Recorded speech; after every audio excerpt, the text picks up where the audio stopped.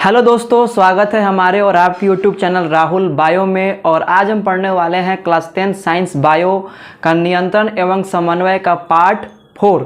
तो इसके पहले पार्ट 1, पार्ट 2 और पार्ट 3 कवर कर दिया गया है। अगर अभी तक आपने पार्ट 1, पार्ट 2 और पार्ट 3 नहीं देखे हैं तो जाके पहले पार्ट 1, पार्ट 2, पार्ट 3 देखें, इसके बाद में इस वीडियो को देखें, तब जाके आपको काफ़ी बेहतरीन तरीक़ा से समझ में आएगा। ठीक है, तो इसके पहले वाले वीडियो में हमने जो है अनुक्रिया तक इसके पहले वाले वीडियो में हमने अनुक्रिया जो है वहाँ तक देख चुके थे।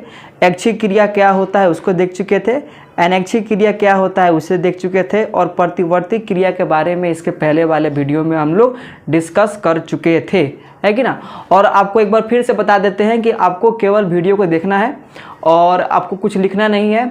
जब ये वीडियो ख़त्म हो जाएगा तो आप डिस्क्रिप्शन बॉक्स में जाके इस वीडियो में जो भी टॉपिक पढ़ाया गया है उसका नोट्स उसका नोट्स का आपको लिंक मिल जाएगा फ्री में। आप लोग उस नोट्स को डाउनलोड कर सकते हैं, चाहे तो आप वहां से उसको देख के लिख सकते हैं या तो आप फोटो कॉपी भी करवा सकते हैं। ठीक है, तो चलिए आइए आगे बढ़ते हैं। अब हमको देखना है कि पादप में समन्वय यानी कि कोऑर्डिनेशन इन प्लांट। तो अब हम बात करेंगे कि पादप में किस प्रकार से समन्वय होता है।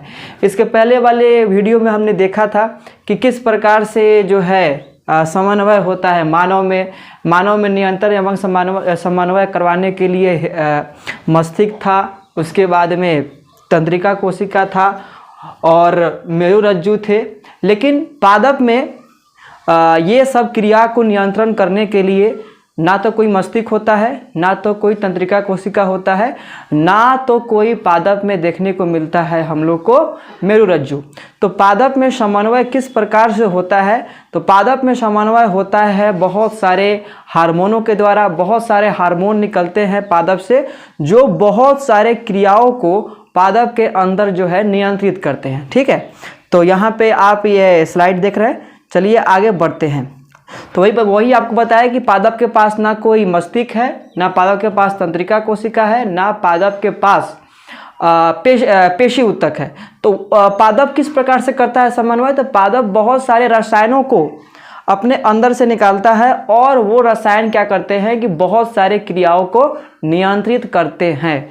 तो वो कौन कौन से रसायन हैं, किस प्रकार से निकलता है, कहाँ से निकलता है, कैसे कैसे होता है, हम लोग सब जो है देखने वाले हैं। ठीक है, तो यहाँ पे फर्स्ट लाइन क्या दिया गया है कि जंतुओं में नियंत्रण तथा समन्वय के लिए तंत्रिका तंत्र होता है, लेकिन पादप में ना तो तंत्रिका तंत्र होता है और ना तो पेशी ऊतक। यही बात बताए थे कि जंतुओं में समन्वय करने के लिए तो तंत्रिका कोशिका है, उसके बाद में पेशी ऊतक है, मस्तिष्क है, लेकिन पादप में ऐसा कुछ नहीं है। ठीक है, तो पौधों में तंत्रिका तंत्र नहीं पाया जाता, अतः पौधों में केवल रासायनिक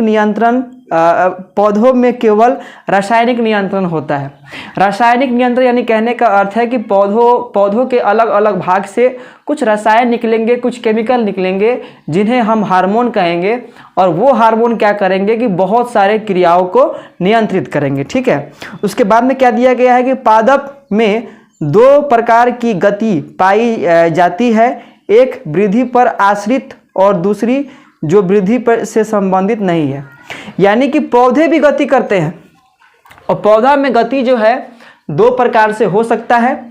या तो वो गति वृद्धि पर निर्भर होगा, या तो वो गति वृद्धि पर निर्भर नहीं होगा। ठीक है, जैसे उसको समझने के लिए सिंपल सा हम लेके चलते हैं। जैसे मान के चलिए कि अभी हमारे अंदर गति हुआ था, हम यहाँ से वहाँ गए थे। तो यहाँ से वहाँ जो हम गए, हमारे अंदर जो ये जो गति हुआ, ये वृद्धि कारण से नहीं हुआ है। ये नहीं हुआ है कि मेरा टांग बढ़ गया और हम यहाँ से वहाँ चले गए, है कि ना। ये वृद्धि पे आश्रित नहीं है। उसी प्रकार से मान के चलिए कि अभी हम इतना बड़ा है, अगर धीरे धीरे अगर मेरा हाइट बढ़ गया और बढ़ने के कारण से हम ऊपर की तरफ गति किए और मेरा सर जो है ये जो घर का जो छत है उस पर सटने लगा, तो यहाँ पे जो गति हुआ है वो वृद्धि कारण से हुआ है। तो उसी प्रकार से पौधा में भी गति 2 प्रकार से होता है। एक गति तो ऐसा होगा जो वृद्धि कारण से हो रहा होगा, और एक गति ऐसा हो रहा होगा जो वृद्धि के कारण से नहीं हो रहा होगा। जैसे समझने के लिए इसको यहाँ पे आप देख सकते हैं, आगे हम लोग बात करेंगे। जैसे कि यहाँ पे देखिए, यहाँ पे एक पौधा आप देख रहे हैं, ठीक है। तो यहाँ पे आप ध्यान से देखिए कि यहाँ पे आप एक देख रहे हैं पौधा, ठीक है।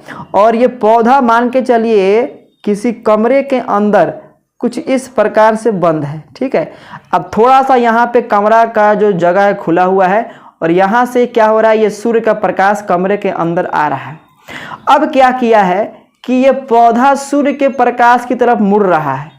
तो ये मुड़ने के कारण ये मुड़ क्यों पा रहा है, क्योंकि इसमें वृद्धि हो रहा है। ये अपने आकार को धीरे धीरे बड़ा कर रहा है और उस साइड में बड़ा कर रहा है जिस साइड में वो खिड़की है जहां से सूर्य का प्रकाश आ रहा है। तो ये गति कैसा गति है, ये गति है वृद्धि के कारण से होने वाला गति। उसका वृद्धि बढ़ रहा है, पौधा का जो है आकार बढ़ रहा है, उसमें वृद्धि हो रहा है, इस कारण से ये गति हो रहा है। उसके बाद में आप देखे होंगे छुई मुई का पत्ता, छुई मुई का देखे होंगे पौधा, उसको छूते ही क्या होता है कि वो पत्ता को सिकुड़ा लेता है, फिर कुछ देर बाद क्या होता है उसका पत्ता फिर पुनः ऐसे खुल जाता है।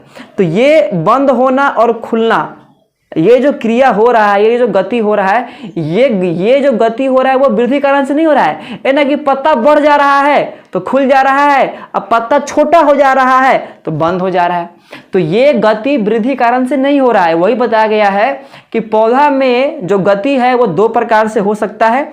एक गति ऐसा होता है जो वृद्धि कारण से होता है कि ना, और एक गति ऐसा होगा जो वृद्धि कारण से नहीं होगा, ठीक है।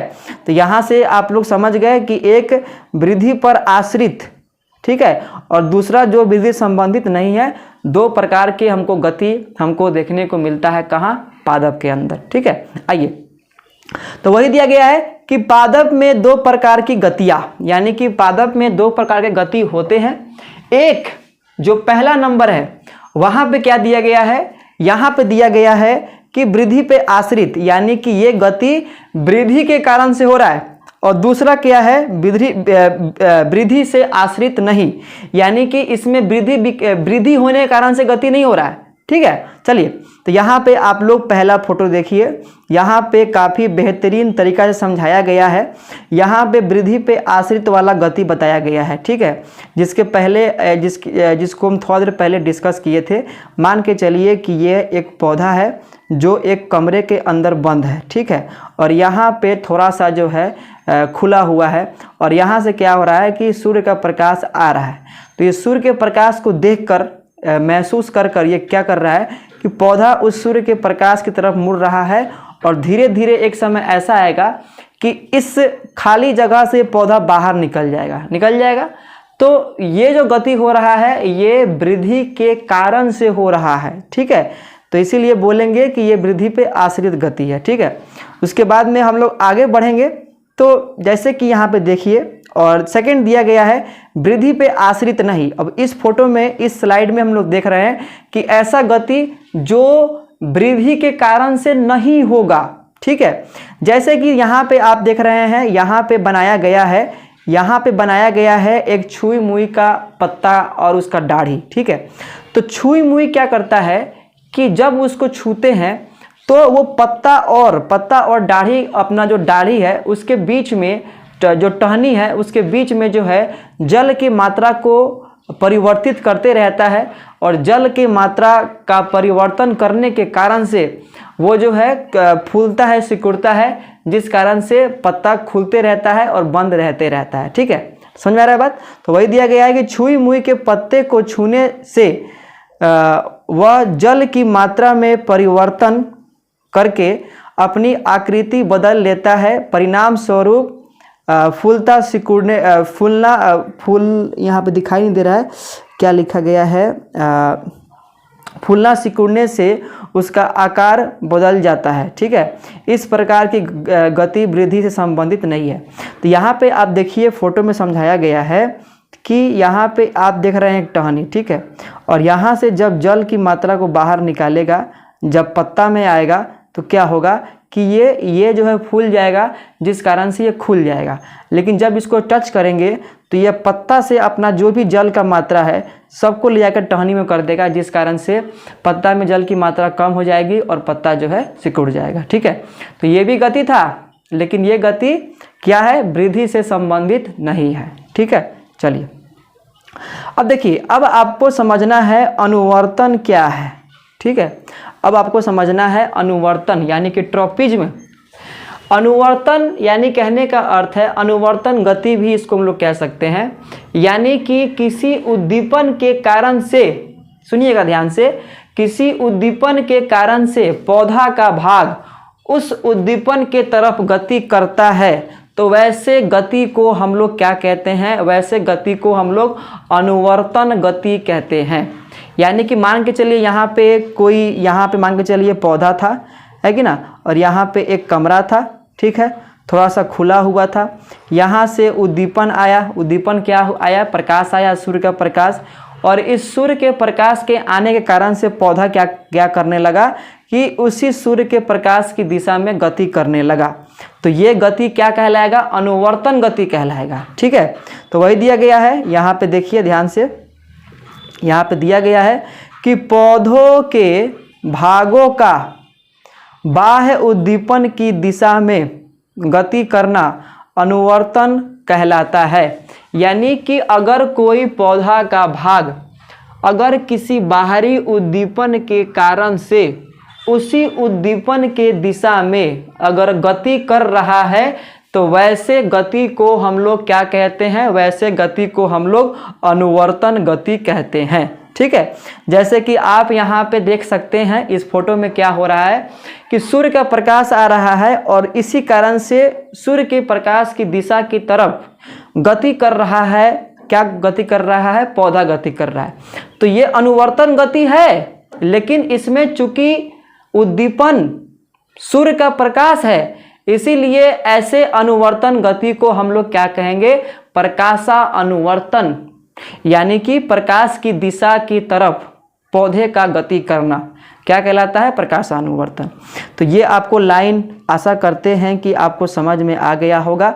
पौधों के भागों का बाह्य उद्दीपन की दिशा में गति करना अनुवर्तन गति कहलाता है। ठीक है, समझ में आ रहा है बात, क्या है अनुवर्तन गति, यानी कि किसी उद्दीपन के कारण से पौधा का कोई भाग उस उद्दीपन की दिशा में गति करता है, और वैसे को क्या कहते हैं, अनुवर्तन गति।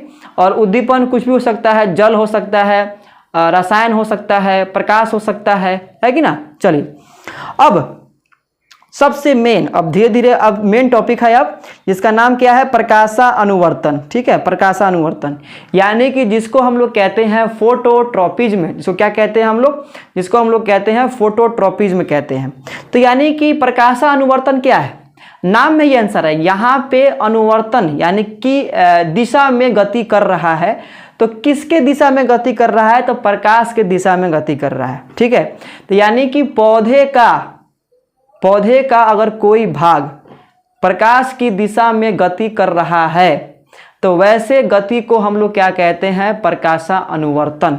ठीक है, यानी कि जब पौधा का कोई भाग प्रकाश की दिशा में गति करता है, तो वैसे गति को हम लोग प्रकाशा अनुवर्तन कहते हैं। ठीक है, तो वही दिया गया है कि पौधे का प्रकाश की तरफ गति करना प्रकाशा अनुवर्तन कहलाता है। क्या कहलाता है, प्रकाशा अनुवर्तन कहलाता है। ठीक है, और ये आपको हम इसके पहले बारे में बता चुके हैं, और यहाँ भी दिखाई दे रहा है आपको फोटो में कि किस प्रकार से एक पौधा सूर्य की दिशा में जो है मुड़ रहा है और उधर गति कर रहा है। ठीक है, चलिए इसमें पौधे के अंग प्रकाश की ओर गति करते हैं। ठीक है, अब प्रकाशा अनुवर्तन है तो पौधा का जो भी अंग है वो क्या करेगा, प्रकाश की दिशा में गति करेगा।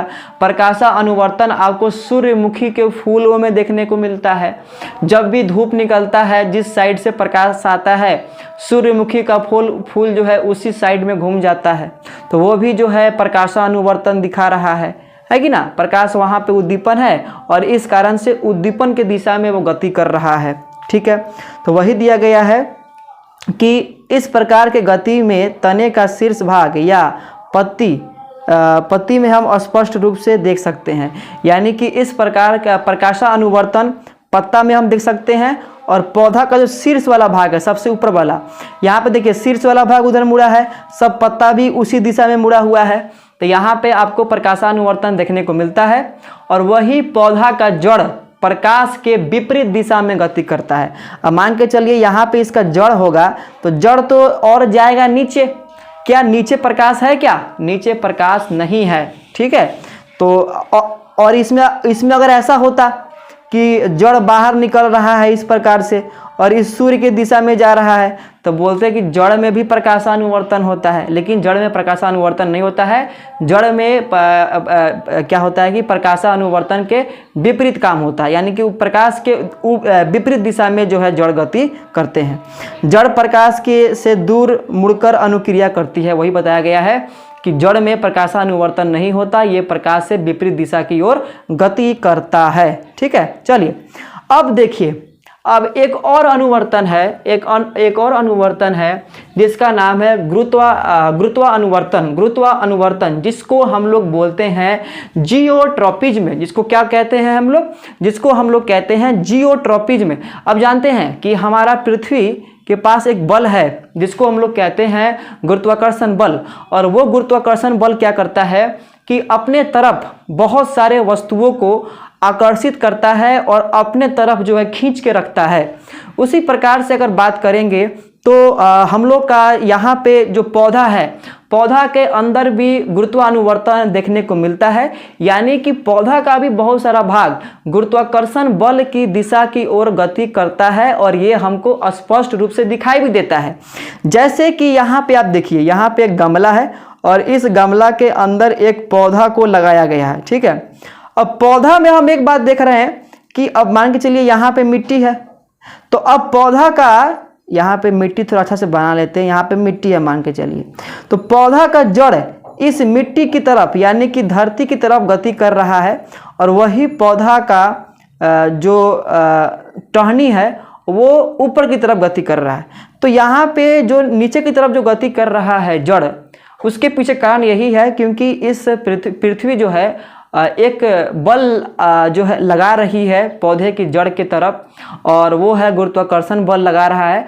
और गुरुत्वाकर्षण बल के कारण से ही ये जड़ जो है क्या कर रहा है कि नीचे की तरफ गति कर रहा है, ठीक है। यहाँ पे आपको समझ में आ रहा है, ये जड़ क्या है, नीचे की तरफ गति कर रहा है, यानी कि जड़ में गुरुत्वानुवर्तन देखने को मिल रहा है।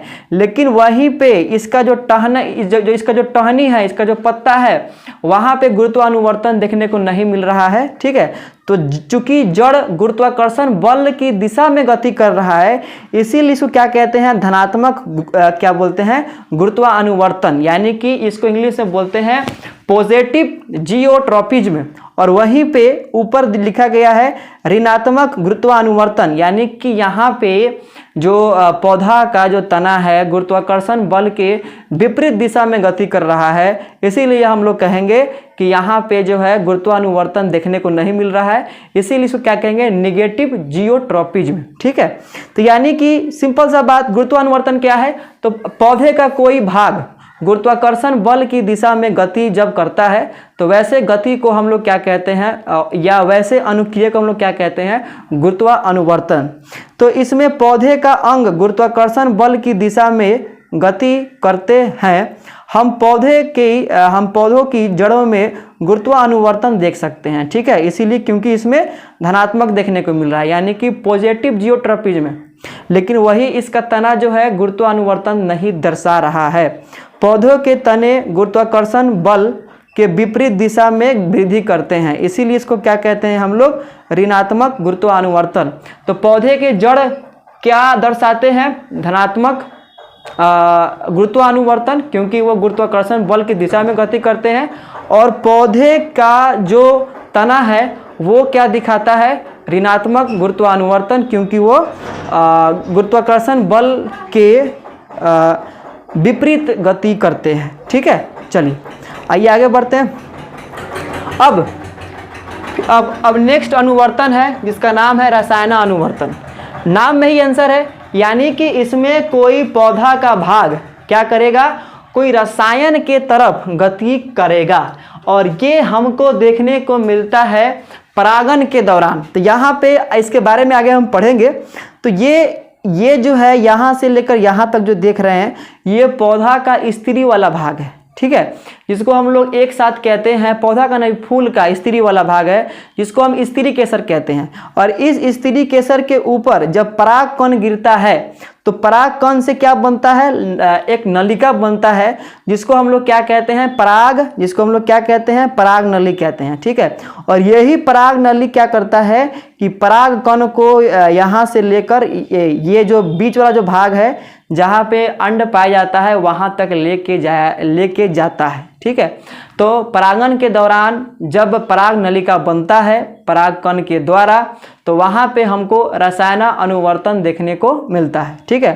तो यह गति रसायन उद्दीपन के द्वारा होता है। तो यहाँ पे देखिए ध्यान से, अब ये पराग कण इधर गति काहे नहीं किया, इधर गति काहे नहीं किया, यहाँ गति काहे नहीं किया, क्यों ये ऐसा गति करके ऐसा गति किया है, क्योंकि यहाँ से बीच से कुछ रसायन निकाला जा रहा है और इसी रसायन को पहचान कर ये नलिका जो है यहाँ तक आया है, ठीक है। तो वही दिया गया है कि यह गति रसायन उद्दीपन के द्वारा होता है। परागन के समय पराग नली की अंडाशय की तरफ गति करना यह रसायन अनुवर्तन का उदाहरण है। रसायन अनुवर्तन का उदाहरण क्या है, परागन के दौरान पराग नलिका का अंडाशय की तरफ जो है गति करना, क्या किसका एग्जाम्पल है, रसायन अनुवर्तन का। बिल्कुल सिंपल आप समझ जाइए कि यानी अगर कोई पौधे का भाग अगर किसी रसायन की दिशा में गति कर रहा है तो वैसे गति को हम लोग क्या कहेंगे, रसायन अनुवर्तन कहेंगे, ठीक है। और रसायन अनुवर्तन में उद्दीपन क्या होगा, रसायन होगा। चलिए आइए अब आगे देखते हैं। सबसे लास्ट क्या है, जलानुवर्तन। जलानुवर्तन यानी कि हाइड्रोट्रोपिज्म। क्या नाम है इसका, हाइड्रोट्रोपिज्म। नाम में ही आंसर है, जलानुवर्तन यानी कि ऐसा गति जिसमें क्या हो, पौधा का कोई भाग जल की दिशा में गति करे तो वैसे गति को हम लोग क्या कहेंगे, रसायन अनुवर्तन। और रसायन अनुवर्तन हम लोग को देखने को मिलता है पौधा का जड़ में, ठीक है। तो यहाँ पे देखिए ध्यान से, यहाँ पे आप एक देख रहे हैं पौधा और पौधा से काफी दूर एक छोटा सा तालाब है और इस तालाब के अंदर क्या है, इस तालाब के अंदर है जल। और क्या हो रहा है कि पौधा का जड़ जो है धीरे धीरे इसी तालाब की दिशा की ओर गति कर रहा है। गति क्यों कर रहा है, क्योंकि तालाब में जल है, पौधे को जल की आवश्यकता है और उसी जल की आवश्यकता को पूरा करने के लिए ये जड़ जो है उस तालाब की दिशा में गति कर रहा है, ठीक है।